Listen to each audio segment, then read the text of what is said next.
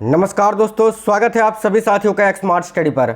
साथियों, आज है 3 अगस्त 2026 और आज ही से आरआरबी ग्रुप डी का एग्जाम आपका स्टार्ट है। आज की इस वीडियो में आज के फर्स्ट शिफ्ट में पूछे गए 100% रियल और ऑथेंटिक क्वेश्चंस करवाएंगे।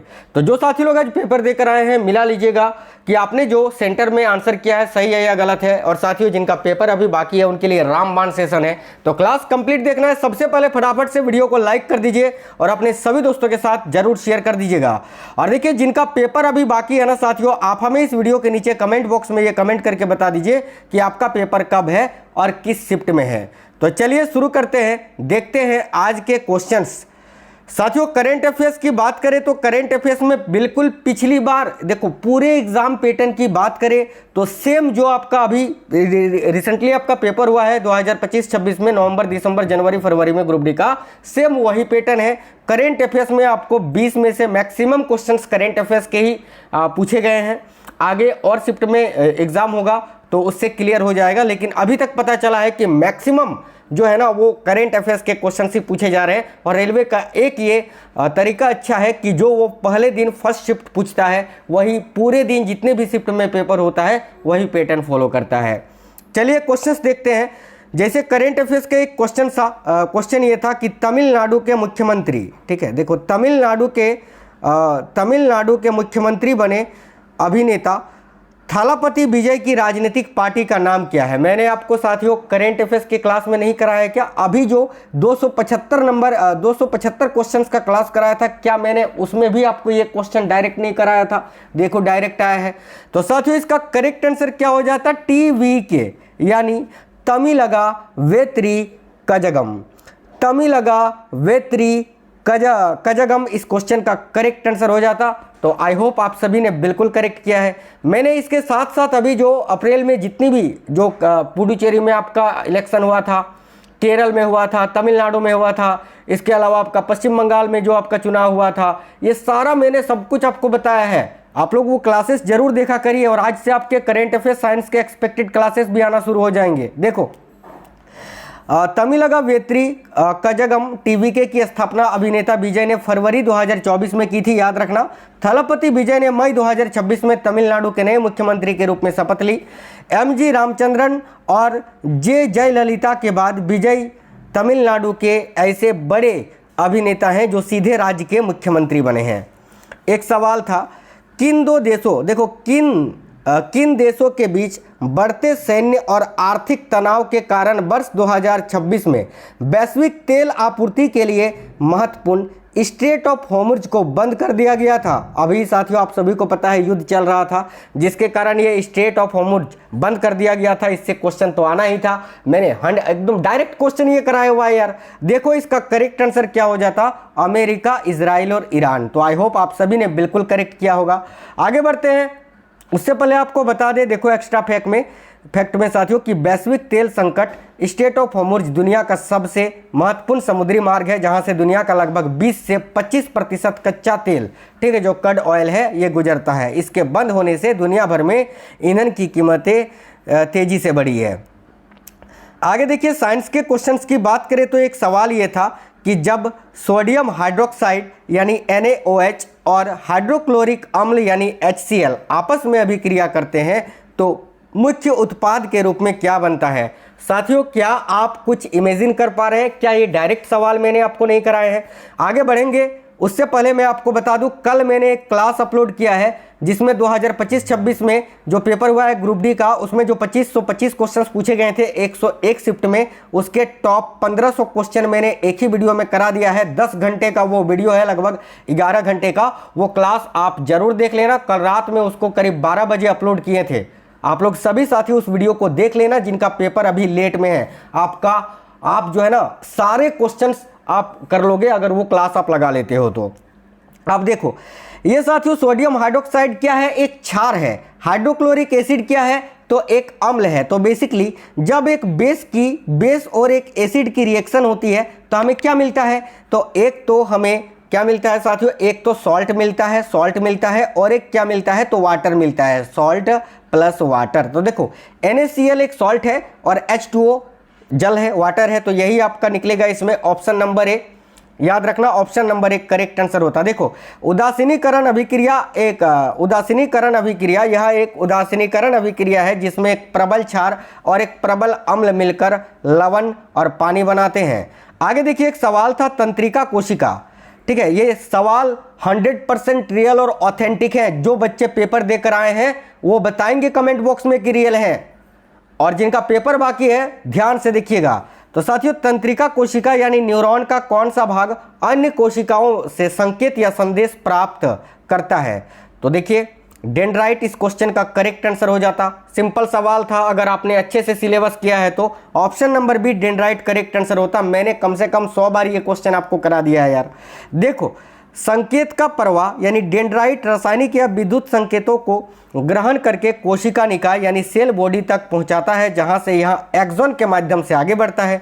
अगला सवाल देखिएगा, एक सवाल था यदि किसी प्रकाश तरंग की तरंगदैर्घ्य आपको दे के रखी है 600 नैनोमीटर, ठीक है, तथा चाल आपको दे के रखी है v = 3 × 10⁸ मीटर पर सेकेंड, तो इसकी आवृत्ति यानी फ्रीक्वेंसी क्या होगी? तो साथियों देखो ये जो चाल बराबर क्या होता है, तरंग की चाल बराबर होती है साथियों तरंगदैर्घ्य इंटू फ्रीक्वेंसी, यानी तरंगदैर्घ्य गुने आवृत्ति। आपको आवृत्ति निकालना है ना, तो यहाँ पर आवृत्ति बराबर क्या हो जाएगा, चाल अपॉन तरंगदैर्घ्य। तो चाल का मान आपको दे के रखा है ये, इसके अपॉन इसको कर देना, फिर नैनोमीटर से इसको जो है ना हर्ट्ज में बदलना है। तो इसका आंसर जो है आपका साथियों 5 × 10⁻14 हर्ट्ज आपका निकल के आ जाएगा। ठीक है, देखो मैं आपको यहाँ पर बता देता हूँ कैसे निकालोगे।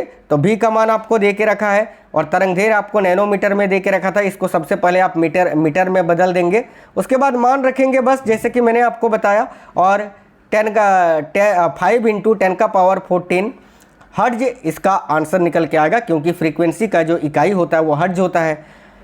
देखिए ये याद रखना ये ट्रिक, आवृत्ति बराबर क्या होता है, तो चाल अपॉन चाल बटे तरंगदैर्घ्य। आगे देखिए एक सवाल था, 1 बिलियन में 80 ग्राम पानी और 20 ग्राम विलेय पदार्थ घुला है, इस विलियन की द्रव्यमान प्रतिशत सांद्रता क्या होगी? यार सिंपल क्वेश्चन है, इसको निकालने का तरीका क्या होता है कि जो विलय है उसको तो आप ऊपर लेंगे, बटे जितना पानी है 80 ग्राम पानी है, इसमें विलय को भी जोड़ देंगे, तो विलय कितना था 20, और 100% इसका निकाल देंगे, गुने 100 कर देंगे। तो देखो 20/100 गुना 100, तो बेसिकली 100 से 100 कट जाएगा, इसका आंसर आपका 20% आ जाएगा। आई होप सभी ने बिल्कुल करेक्ट किया है। साथियों सेशन को लाइक जरूर करिएगा, ये सारे क्वेश्चन 100% रियल और ऑथेंटिक है, आप ही लोगों के द्वारा भेजे गए हैं। आप लोग भी क्वेश्चंस भेज सकते हैं जिनका पेपर अभी बाकी है। टेलीग्राम चैनल को जरूर ज्वाइन कर लेना, लिंक डिस्क्रिप्शन में है। देखिए एक सवाल था, पौधों की कोशिकाओं में ग्लूकोज का टूटना और ऊर्जा यानी एनर्जी मुक्त होना निम्नलिखित में से किस प्रक्रिया का नाम है? तो साथियों देखो पौधों की कोशिकाओं में ग्लूकोज का टूटना, चाहे पौधे हो चाहे कोई अन्य जीव हो, जब कोशिकाओं में ग्लूकोज टूटता है और ऊर्जा मुक्त होता है तो इस प्रक्रिया को हम क्या बोलते हैं? तो इस प्रक्रिया को हम बोलते हैं साथियों रेस्पिरेशन। तो यहाँ पर कोशिकीय श्वसन आपका करेक्ट आंसर हो जाता, या केवल श्वसन अगर आपके ऑप्शन में दिया हुआ था तो वो भी आपका करेक्ट आंसर हो जाता। तो कोशिकीय श्वसन इस क्वेश्चन के लिए करेक्ट आंसर था। देखिए यह प्रक्रिया मुख्य रूप से कोशिका के माइटोकॉन्ड्रिया में पूरी होती है, जिसे कोशिका का ऊर्जा घर यानी पावर हाउस भी कहा जाता है। याद रखना बहुत इंपॉर्टेंट है। आगे देखिए एक सवाल था एथेनॉल। देखो एक सवाल था साथियों कि एथेनॉल की विशेषता के संबंध में कौन सा कथन पूरी तरह से सत्य है? ठीक है, तो एथेनॉल की बात करें ना साथियों, देखो यह पानी में पूर्णतः घुलनशील और इसका उपयोग दवाओं या मेडिसिन में होता है। तो ये आपका इस प्रकार से जो ऑप्शन दिया हुआ था वही आपका करेक्ट आंसर होता है, क्योंकि एथेनॉल जो होता है ये पानी में पूर्णतः घुलनशील होता है और इसका उपयोग हम दवाओं में करते हैं, मेडिसिन बनाने में। देखिए एथेनॉल एक बेहतरीन विलायक है, इसीलिए इसका उपयोग कफ सिरप में किया जाता है, टिंचर आयोडीन और कई प्रकार के टॉनिक बनाने में व्यापक रूप से इसका उपयोग किया जाता है। याद रखना आने वाले शिफ्टों में ये भी पूछ लेगा इसका उपयोग कहाँ किया जाता है, तो कफ सिरप, टिंचर आयोडीन में। आगे देखिए एक सवाल दिया हुआ था साथियों काइनेटिक एनर्जी का, कि यदि किसी वस्तु की गतिज ऊर्जा 40 जूल से बढ़ाकर 140 जूल हो जाती है तो किया गया कार्य क्या होगा? 100 जूल। देखो बेसिकली गतिज ऊर्जा क्या होती है? किए गए कार्य में जो बदलाव होता है जो चेंज होता है वही होता है। तो यहाँ पर देखो गतिज ऊर्जा कितना था पहले, 40 जूल से बढ़कर 140 जूल हो गया है। तो किया गया कार्य जब 40 से 140 हो जाएगा तो इनके बीच का कार्य क्या होगा, 100 जूल ही तो होगा ना। डायरेक्ट निकाल सकते हैं, फॉर्मूला का जरूरत भी नहीं है। वैसे अगर फॉर्मूला बेस्ड क्वेश्चन आए तो याद रखना काइनेटिक एनर्जी का जो फॉर्मूला होता है वो होता है हाफ mv²। ठीक है, चलिए देखिए कार्य ऊर्जा प्रमेय की अगर बात करें तो कार्य ऊर्जा प्रमेय के अनुसार किसी वस्तु पर किया गया कार्य उसकी गतिज ऊर्जा में होने वाले परिवर्तन के बराबर होता है यार। आगे देखो नेक्स्ट क्वेश्चन था, आकाश का रंग नीला दिखाई देने का मुख्य वैज्ञानिक कारण क्या है। तो आकाश का रंग नीला क्यों दिखाई देता है, रिफ्रैक्शन ऑफ लाइट यानी प्रकाश क्या माफ करना नीला पूछा है ना। हाँ तो स्कैटरिंग होगा प्रकाश के प्रकीर्णन के कारण, अपवर्तन नहीं करना है, प्रकाश का प्रकीर्णन। करेक्ट आंसर हो जाएगा ऑप्शन नंबर सी। ठीक है, माफी चाहते हैं। देखिए तरंगदैर्घ्य का प्रभाव यानी कम तरंगदैर्घ्य वाले नीले प्रकाश का प्रकीर्णन वायुमंडल के सूक्ष्म कणों द्वारा सबसे अधिक होता है, जिसके कारण पूरा आकाश जो है वो भाई नीला दिखाई देता है। आगे देखिए एक सवाल दिया हुआ था कि पौधों में पाया जाने वाला पैरेन्काइमा ये किस प्रकार का उत्तक है। पैरेन्काइमा टिश्यू कितनी बार मैंने पढ़ा है, पैरेन्काइमा किस प्रकार का उत्तक है। तो देखो सरल स्थायी उत्तक है। सिंपल आपको बताना था ये किस प्रकार का उत्तक है, तो ये सिंपल परमानेंट टिश्यू है, सरल स्थायी उत्तक है साथियों। देखो पैरेन्काइमा पढ़िए, पैरेन्काइमा कोशिकाएं जीवित होती हैं और इनका मुख्य कार्य क्या होता है, तो पौधों के लिए भोजन का भंडारण करना, याद रखना, और उन्हें सहायता प्रदान करना। आगे देखिएगा नेक्स्ट क्वेश्चन था, देखिए एक न्यूमेरिकल आपको पावर से रिलेटेड आपको दिया हुआ था कि यदि एक विद्युत बल्ब की शक्ति 60 वाट है और वह 120 वोल्ट के विभवांतर पर कार्य करता है तो उसमें प्रभावित होने वाली जो विद्युत धारा है उसका मान क्या होगी। तो पावर बराबर होता है साथियों VI, यही होता है ना, पावर बराबर VI होता है।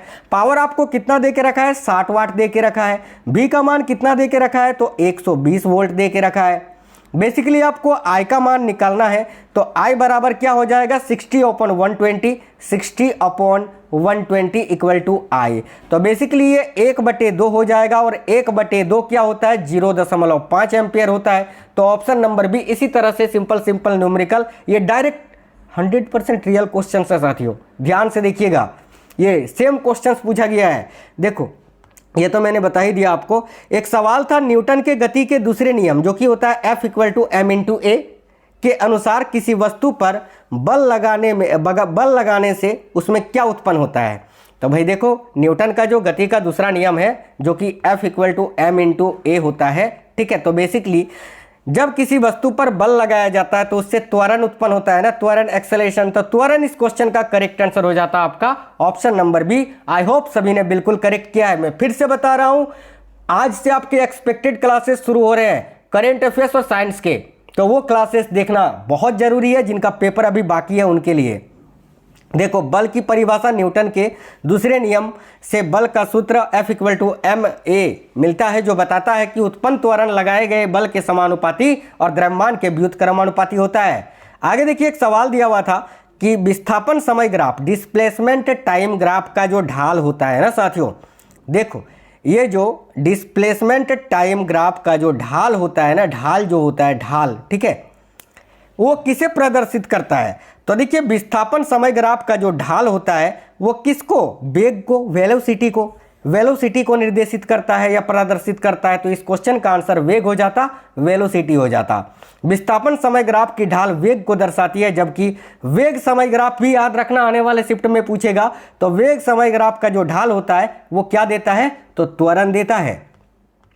देखिए एक सवाल था साथियों कि लेंस के आवर्धन यानी लेंस मैग्निफिकेशन का सही सूत्र क्या है, जहां v प्रतिबिंब की दूरी और u वस्तु की दूरी है।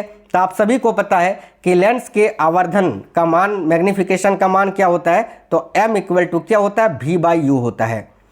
लेंस में पूछा है तो v/u होता है। बेसिकली अगर दर्पण में पूछता तो -v/u हो जाता। ये दोनों बातें याद रखना। तो v/u यानी ऑप्शन नंबर बी जो है इस क्वेश्चन का करेक्ट आंसर हो जाता। देखो दर्पण और लेंस में अंतर यह है कि लेंस के लिए आवर्धन धनात्मक होती है यानी m = v/u होता है, जबकि गोलीय दर्पण यानी मिरर के लिए जो आवर्धन होता है जो मैंने बताया ऋणात्मक होता है, -v/u होता है, याद रखना।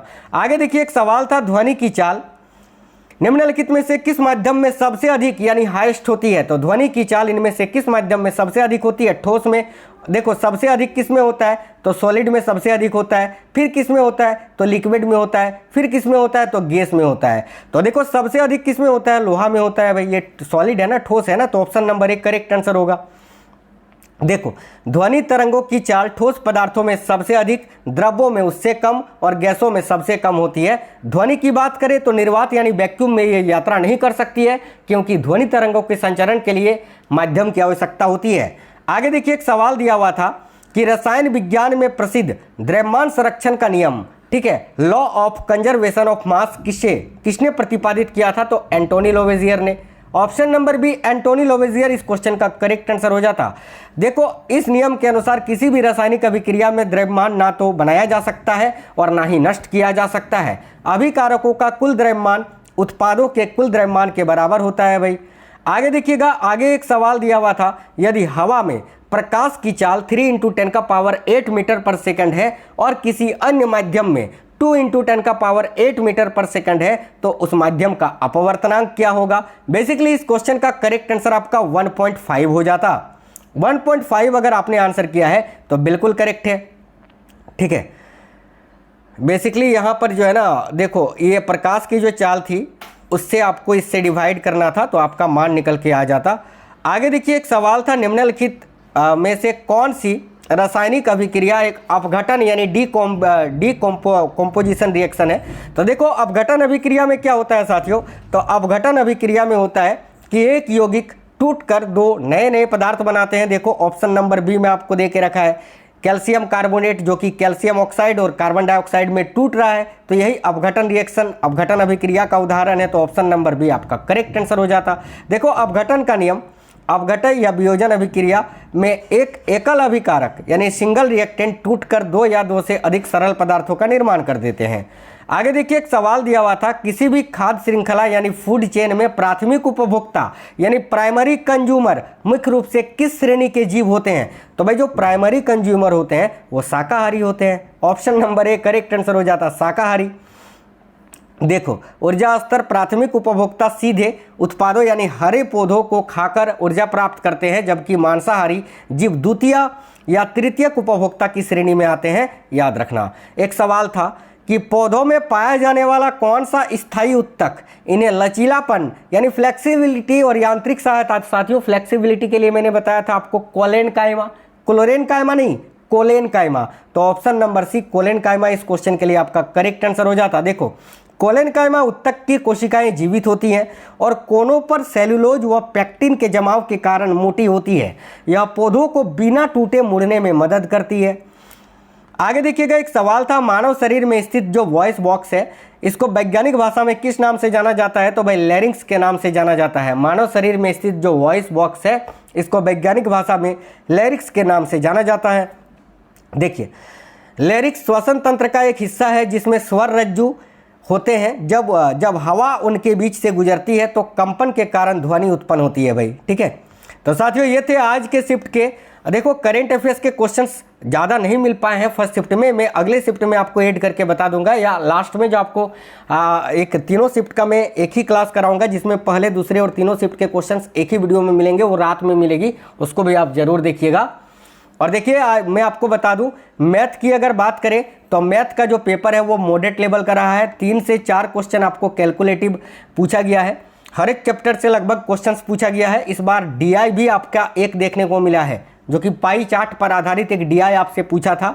रीजनिंग की बात करें तो इजी टू मॉडरेट, या मॉडरेट क्या यार, इजी ही इसको बोलिए। रीजनिंग का लेवल इजी है, मैथ का लेवल मॉडरेट है, और करेंट अफेयर्स तो जैसा होता है वैसे ही है। अब आप बोलोगे सर करंट अफेयर्स कहाँ से पढ़े, तो लास्ट 1 ईयर जितना मैंने कराया है इनफ है। अगर आपने सारी क्लासेस देख लिया है ना, तो मैं गारंटी देता हूं कि आप 17 से 18 क्वेश्चंस कर लोगे करंट अफेयर्स में। मैंने प्लेलिस्ट बना रखा है, सारी वीडियोस देख लेना। और उसके अलावा आज से जिनका पेपर बाकी है, एक्सपेक्टेड क्लासेस आएंगे करंट अफेयर्स के, उनको जरूर देखना है। तो वीडियो को लाइक करिएगा साथियों, दोस्तों के साथ शेयर करना, और हाँ आप हमें कमेंट बॉक्स में ये बताइए आपका पेपर कब और किस शिफ्ट में है। मिलते हैं आपसे नेक्स्ट वीडियो में। जय हिंद साथियों, वंदे मातरम।